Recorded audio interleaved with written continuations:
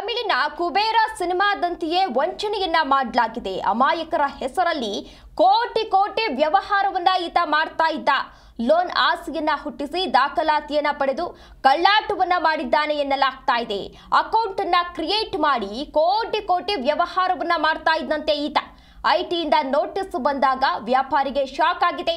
20,000 ವ್ಯವಹಾರಕ್ಕೆ 6 ಕೋಟಿ ಪಾವತಿಯನ್ನ ನೋಟಿಸ್ ನೀಡಲಾಗಿದೆ. ಲಾರೆನ್ಸ್ ಬಿಷ್ಣೋಯಿ ಗ್ಯಾಂಗ್ ಎಂದು ಆರೋಪಿ ಧಮಕಿಯನ್ನ ಹಾಕಿದ್ದ ಆರೋಪಿ ನೂರ್ ಅಹಮದ್ ವಿರುದ್ಧ ಇದೀಗ ದೂರು ದಾಖಲಾಗಿದೆ. ದೂರು ನೀಡಿದ ವಂಚನೆಗೊಳಗಾದ ಛೋಟಾ ಸಾಬ್ ಎಂಬಾತ ಇದೀಗ ದೂರನ್ನ ನೀಡಿದ್ದಾನೆ. ನಾನು ವಂಚನೆಗೆ ಒಳಗಾಗಿದ್ದೇನೆ, ಹಾಗಾಗಿ ಆತನ ವಿರುದ್ಧ ಕ್ರಮವನ್ನ ಕೈಗೊಳ್ಳಬೇಕು ಅಂತ ಹೇಳಿ ಗೋವಿಂದರಾಜನಗರ ಪೊಲೀಸ್ ಠಾಣೆಯಲ್ಲಿ ಪ್ರಕರಣವನ್ನ ದಾಖಲಿಸಿದ್ದಾನೆ. ಅಮಾಯಕರ ದಾಖಲಾತಿಯನ್ನ ಪಡೆದು ಕೋಟಿ ಕೋಟಿ ವ್ಯವಹಾರ ಮಾಡಿರುವಂತಹ ಶಂಕೆ ವ್ಯಕ್ತವಾಗ್ತಾ ಇದೆ.